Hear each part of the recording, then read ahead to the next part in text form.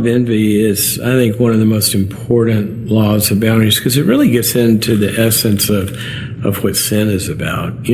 Original sin had a lot to do with envy, right? And here's the basic premise of all of that, is that envy defines the good as that which I don't have.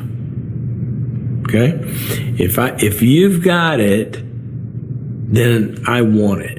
Okay? It's good because you have it. And then what envy does is, once I get it, then if the good is that which I don't have, now that I've got it, it doesn't even do me any good. Now I want the next thing, or now I want more. I don't focus on what I have. I focus on what I don't have. All right? Gratitude is the opposite of envy. See, gratitude focuses on what we have and is grateful for what we have and sees what we have as a gift that's been given to us, not as something I deserve or am entitled to. So what we're really talking about here is becoming a grateful person in marriage. So if we haven't dealt with our envy, and we look, the prime example is you've got this spouse and they're given things and who they are, and you have a relationship and this and the other, and you look at somebody else's relationship and you envy that, well, then you start to devalue your spouse. I don't have that. That's what's good. I don't have that. So what I have with you is bad. See, that gets into a very, very destructive cycle. What was the original sin? Adam and Eve had a great deal.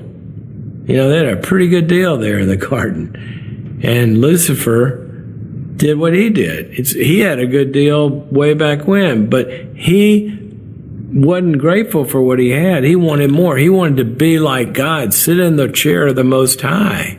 He envied that position, and he devalued what he had instead of being grateful for it. And then he passed that on and got them to do the same thing. They can be like God if they eat of this, this tree. And they weren't grateful for everything God has given. So it starts with gratitude for your spouse and gratitude for the good things.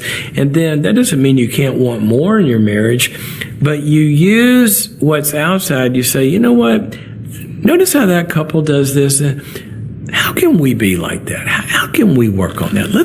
Let's try to incorporate that kind of thing into our household. See, that's different when you're using people as models to get your desires, that when your spouse then starts to do them, you're grateful for. That's how we grow.